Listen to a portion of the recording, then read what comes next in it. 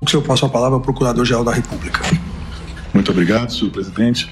Eu renovo os cumprimentos a todos, especialmente ao senhor Bolsonaro e os seus ilustres patronos.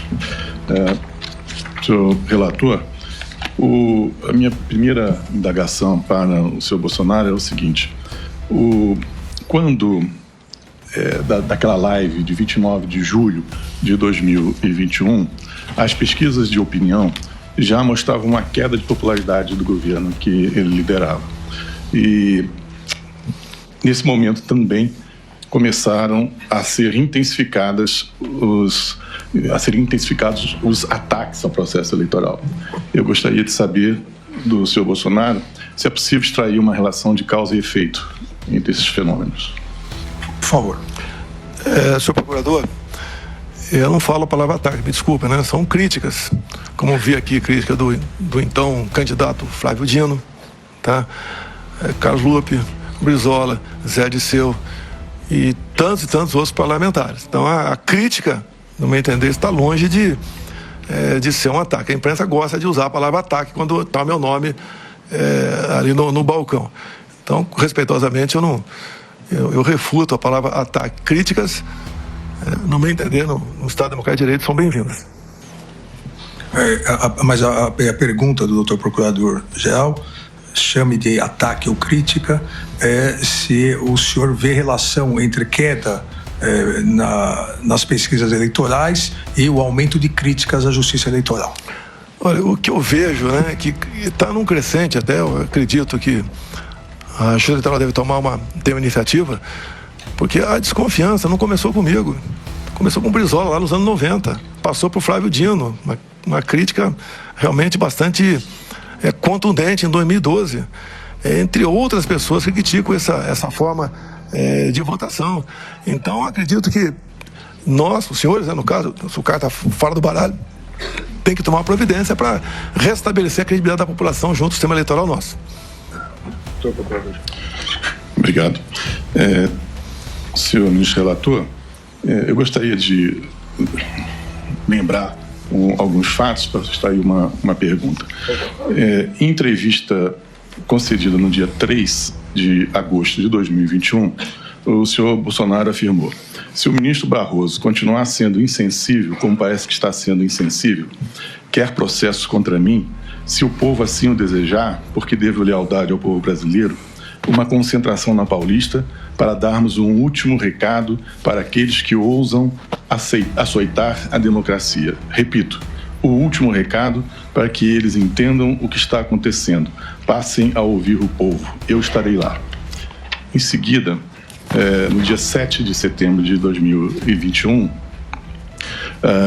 o senhor Bolsonaro voltou a desferir ataques ao ministro Roberto Barroso, especialmente também a Vossa Excelência, ministro Alexandre de Moraes. E ele, se referindo ao presidente do Supremo Tribunal Federal à época, o ministro Luiz Fux, o senhor Bolsonaro disse: ou o chefe desse poder enquadra o seu, ou esse poder pode sofrer aquilo que não queremos. Eu gostaria de saber qual era o objeto dessa ameaça feita publicamente. O que é que o Poder Judiciário poderia sofrer? Por favor. Senhor procurador, o senhor deve conhecer meu temperamento dentro do Congresso. Eu respondi uns 20 processos de cassação lá dentro. Um pouco explosivo. Muitas vezes errei. Quanto ao senhor ministro Barroso, ele foi advogado lá atrás, de Cesare Battisti. Ele trabalhou aqui para que ele permanecesse no Brasil. E eu, como parlamentar, trabalhar para ser extraditado para a Itália. Então tivemos embate lá atrás. O senhor pode ver, ao sair de uma reunião da Uni, ele falou, né, derrotamos o bolsonarismo. Né?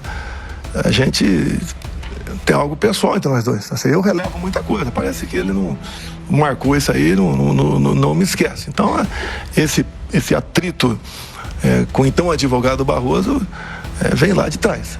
Não tem nenhuma ameaça a nenhum poder. O senhor nunca viu tomando nenhuma providência contra um poder sequer da República. Nenhum. Nada. Fecha isso, fecha aquilo, zero. Desabafei muitas vezes porque eu entendi que certas decisões, né, a gente tem que respeitar, tem que cumprir, mas eu reagi a essas decisões. Não existia nada de concreto para ser feito contra o Poder Judiciário, no caso, como Vossa Excelência falou agora há pouco aí.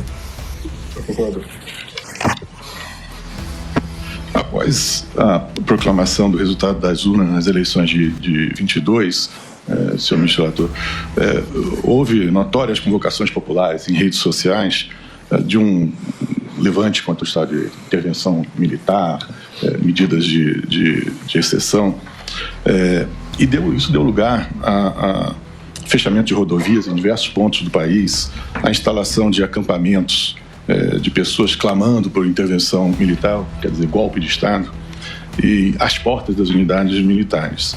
Eu gostaria de saber do senhor Bolsonaro como ele viu esse cenário, por que ele não desmobilizou imediatamente essas ações que questionavam os resultados das urnas, postulando providências contrárias à normalidade constitucional. Por favor. Senhor procurador, desculpa aí. Tão logo as eleições se acabaram, começou-se um movimento muito forte pelo Brasil. E o mais forte foi dos caminhoneiros.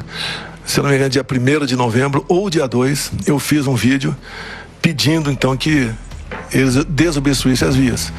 Se eu não me engano, nós tínhamos perto de 1000 pontos de estrangulamento. A própria PRF sozinha não podia desmobilizar. Se eu almejasse o caos no Brasil, é só ficar quieto. No governo Temer, teve uma paralisação de alguns dias e o reflexo da economia foram danosos para todos nós. E nesse meu vídeo, a gente vai anexar o processo, que eu pedi aos caminhoneiros para desobstruir as vias, que esse não é a nossa maneira de ser. Nós não somos como o outro lado, que não mede consequências para atingir o seu objetivo. Então, nós trabalhamos sim para que isso fosse desmobilizado. Dia 1º de novembro, inclusive, coisa rara, né? Eu fiz uma leitura com toda a imprensa na minha frente, porque eu sempre fui de falar de improviso. Então, dia 1º de novembro, com toda a imprensa na alvorada, vou ler só um primeiro parágrafo aqui. O que eu falei? As manifestações pacíficas sempre são bem-vindas, mas os nossos métodos não podem ser os da esquerda, que sempre prejudicaram a população, como invasão de propriedades, destruição de patrimônio, cerceamento do direito de ir e vir. Então, foi o primeiro pronunciamento meu tão logo após as eleições. E eu comecei esse pronunciamento com vocês vão sentir saudade de mim. Só sem saudade de alguém quando alguém vai embora. Eu já dei o sinal que estava indo embora, logo dia 1º, não tinha mais nada o que fazer. Esse foi um sinal claríssimo que eu dei. Também aproveitando, talvez Vossa Excelência pergunte, né? Mas eu responderia no momento final, a transição começou no primeiro dia útil. Nós nomeamos o Ciro Nogueira, senador, para ser o homem nosso para fazer aí a transição. Do lado de lá, eu acho que foi dia 5, por aí, eu publiquei o nome de Geraldo Alckmin como o homem que ia responsável pela transição do outro lado. Uma transição pacífica, ninguém teve nenhum problema. Me procurou o ministro José Múcio, acho que está um pouco inibido, né? Queria maior flexibilidade, maior ação junto aos comandantes militares. Liguei, deve ter sido para o ministro da Defesa, e tudo foi disponibilizado para eles. Logo depois também, em dezembro, o ministro Zé Múcio foi lá no Alvorada falar comigo e pediu que eu nomeasse os comandantes indicados pelo presidente Lula, eleito. E nós indicamos 2 comandantes, atendemos, então, o presidente Lula em 2 comandantes nomeados no meu governo para atender ao governo dele. Ou seja, e mais ainda, dia 30 de dezembro, o dia que eu fui para os Estados Unidos, eu fiz uma live, tá? Nós não queremos o confronto nem o estímulo. Ninguém vai partir para o confronto. É a pior maneira de tentar resolver o assunto. E complemento, termino. Não vamos achar que o mundo vai acabar no dia 1º de janeiro. Vamos para o tudo ou nada? Não, não tem tudo ou nada. Inteligência. Mostrar que somos e somos diferentes do outro lado. Nós respeitamos as normas, as leis e a Constituição. Está na minha live. Eu pacifiquei o máximo que pude ao longo dos 2 meses de transição. Não houve ida para confronto, não houve estímulo da minha parte a fazer nada de errado. Obviamente, perdi a eleição, não convoquei ninguém para fazer protesto, fazer qualquer coisa ilegal ou até mesmo legal. Eu simplesmente fiquei recluso lá no Palácio do Alvorada, esperando, né? Que não parece que não chegava nunca esse dia para eu cuidar da minha vida. E resolvi partir para os Estados Unidos e deixar aqui o Brasil na mão do vice por um dia. E daí, como aconteceu, o presidente eleito assumiu e começou a tocar o Brasil. Senhor procurador. Senhor ministro relator, eu gostaria então de saber, de ouvir do senhor Bolsonaro, que ele confirma que não tomou nenhuma providência, não tomou nenhuma medida para desmobilizar a população que se encontrava na frente dos quartéis generais, clamando por intervenção militar, afirmando apoiadores dele, e intervenção militar, que significava, evidentemente, quebra da normalidade democrática. Alguns poucos falavam, até AI-5. Quanta vez movimento nosso pelo Brasil, eu orientava o pessoal a chegar quem estava com a placa da AI-5. O que é AI-5? Eu não sabia o que era isso. Intervenção militar, isso não existe.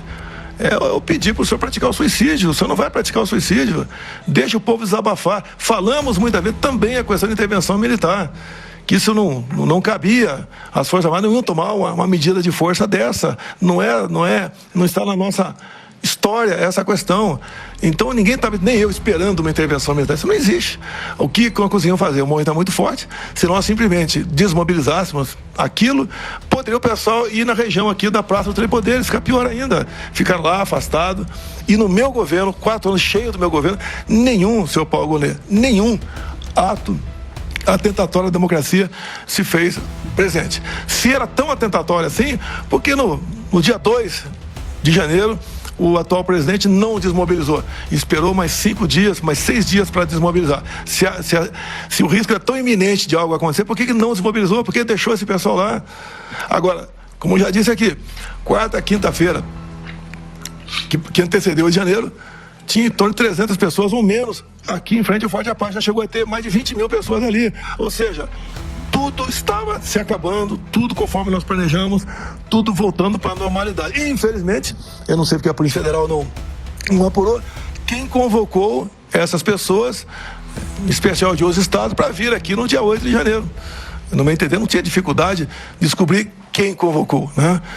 E saber como aquilo aconteceu. Essas pessoas foram embora, voltaram aos seus ônibus, foram embora, deixou o pessoal que estava lá, já acampado lá, sofrendo as consequências, que no meu entender, a grande maioria sequer esteve próximo do prédio de Três Poderes, que inclusive nós repudiamos essa questão. Eu lembro muito bem, no dia 8 de janeiro, desde o dia 7 estava passando mal, o bicho intestinal, que é uma coisa que vai num crescente. Dia 8 passei mal pra caramba e dei uma tuitada às 9h17 da noite dos Estados Unidos. Manifestações pacíficas na forma da lei fazem parte da democracia. Contudo, depredações e invasões de prédios públicos, como ocorrido no dia de hoje, assim como os praticados pela esquerda em 2013 e 2017, fogem à regra. Nós repudiamos tudo isso aí. Não procede, com todo respeito, doutor Paulo Gonet, que eu colaborei com o 8 de janeiro. Se você pegar, pelo que fiquei sabendo, Polícia Federal, telefones, pegaram 2 telefones meus, gente do meu lado, mais de 1000 aparelhos recolhidos, não tem nada meu ali, estimulando aquela baderna que nós repudiamos, que nós nunca fizemos isso ao longo dos nossos 4 anos. Este pessoal conservador é um pessoal um pouco diferente de outra parte da sociedade. Eu me orgulho desse pessoal que reaprendeu a amar a bandeira, a cantar nacional, a respeitar a família, a respeitar a criança em sala de aula, a acreditar no seu país. Então isso tudo aqui eu fiz e dei exemplo. Eu posso dizer a Vossa Excelência, quando eu mergulhei na piscina a primeira vez na Alvorada, estava quente, chamei o pessoal lá, é elétrico, é solar, elétrico, desliga. Eu nunca gastei 1 centavo do meu cartão corporativo particular. A empresa vai gastar horror. Nunca gastei 1 centavo, entreguei os 48 extratos zerados. Tá. Quando eu viajava para o Brasil, dormia em hotel de trânsito, custava em torno de 60, 70 reais, pagava. Fora do Brasil, ficava em embaixada. Eu não pedi a minha aposentadoria da Câmara dos Deputados, pedi depois. Passei 4 anos sem a aposentadoria das Câmaras dos Deputados para ninguém começar a me atacar. Ele ganha, na época, né? Vai ganhar 20 mil da Câmara, 30 de presidente, 12 do Exército. Não fiz isso. Fiz o melhor de mim, dando o exemplo. E a melhor coisa que pode fazer é o exemplo. Agindo dessa maneira. As minhas férias eram num quartel lá no Guarujá. E geralmente sozinha, minha esposa não gostava de ir pra lá, ficava aqui com a família dela na Ceilândia, aqui em Brasília, pô. Então agi dessa maneira. Agora, por favor, doutor Paulo Gonet, eu não torci pro pior. Se eu torcido pro pior, não teria desmobilizado os caminhoneiros lá atrás. E talvez pela minha figura, o pessoal não fez absurdo. Agora tem sempre os malucos ali que ficam aquela ideia, né, de AI-5, intervenção militar, que as Forças Armadas, os chefes militares jamais iam embarcar nessa, porque o pessoal estava pedindo ali, até porque não cabia isso aí. E nós tocamos o barco, né? Então, me desculpe, respeitosamente, Vossa Excelência, não estimulamos nada de anormal. Doutor Procurador. Senhor ministro relator, na sede do Partido Liberal foi apreendido um documento contendo um discurso que era destinado a ser recitado pelo senhor Bolsonaro no momento da efetivação do golpe de Estado. O documento tratava expressamente de estado de sítio e decretação de operação de garantia da lei e da ordem. Eu gostaria de saber... Estava na minha mesa, isso mesmo? Só um minutinho. Foi apreendido na sala onde o ex-presidente tinha lugar na sede do Partido Liberal. E eu gostaria de indagar do senhor Bolsonaro por que ele tinha pronto um discurso decretando medidas de exceção. Por favor. Realmente foi apreendido na minha mesa esse documento, esse papel, né? Quem mandou para mim foi o doutor Paulo, meu advogado, que extraiu do inquérito. Me permite a palavra, Excelência? Pode continuar. É interrogatório. Não, depois... É isso que aconteceu. Foi ele que imprimiu. Ele mandou para mim. Ele estava com o processo na frente, né? Eu pedi uma cópia, como pedi cópia de outras partes do processo e mandar por zap para mim, eu imprimir. Mas, desculpa, ele imprimiu o seu discurso? Não, o discurso não é meu, não. Foi pegando para alguém pegou em algum lugar esse discurso aí. Pois não. E foi parte do inquérito. E daí foi mandado para mim. Eu tomei conhecimento quando ele mandou para mim. Eu acho, como diz aqui, seria o telefone do Cid. Doutor Procurador. No dia 2 de janeiro de 2023, senhor ministro relator, o ex-presidente recebeu mensagem de Maurício Pazini Brandão, um major brigadeiro da Aeronáutica, que informava: o plano foi complementado com as contribuições de sua equipe. Aguardamos na esperança de que será implementado. Bom dia. A minha tropa, aí vem entre parênteses, continua com sangue nos olhos. Bom dia. Feliz ano novo. Conversa hoje com o Amir. Desmobilizamos a tropa ou permanecemos em alerta? Eu gostaria de ouvir do senhor Bolsonaro o contexto dessa conversa, por que a tropa estaria mobilizada. Ele mandou para quem esse e-mail, esse zap? Ele mandou para quem? Foi recebido, o senhor teria recebido do senhor Maurício Pazini Brandão, major brigadeiro da Aeronáutica. Olha, eu cortei quase todos os meus contatos quando saí do Brasil. O Pazini é um brigadeiro da reserva, professor do ITA. Não tem tropa nenhuma com ele.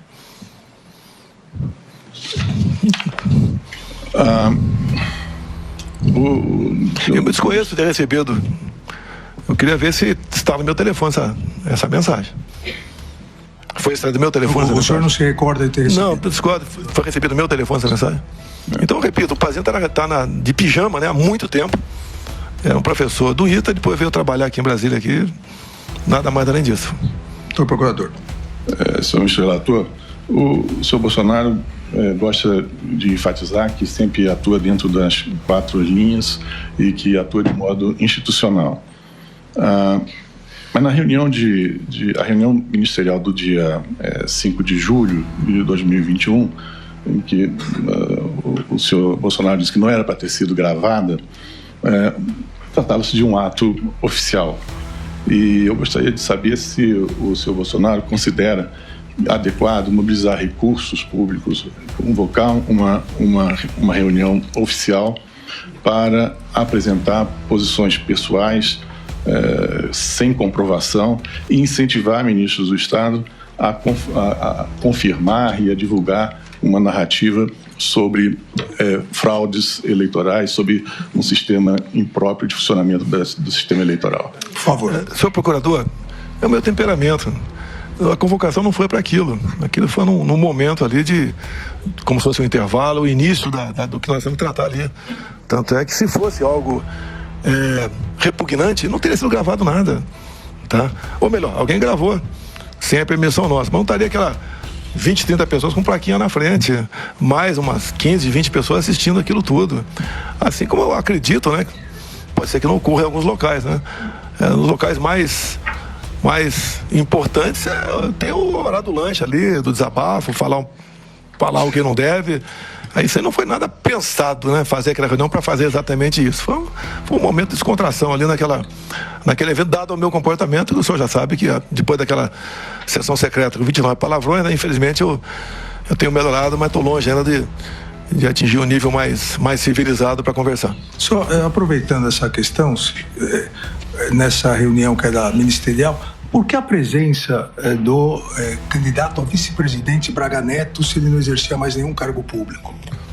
Eu nem sei porque estava lá, nem sei se estava lá. Ele estava ao seu lado. Mas tudo bem. Não vê nada demais ele estar presente ali. Como se tivesse um deputado, um senador ali, também poderia assistir ali aquela reunião.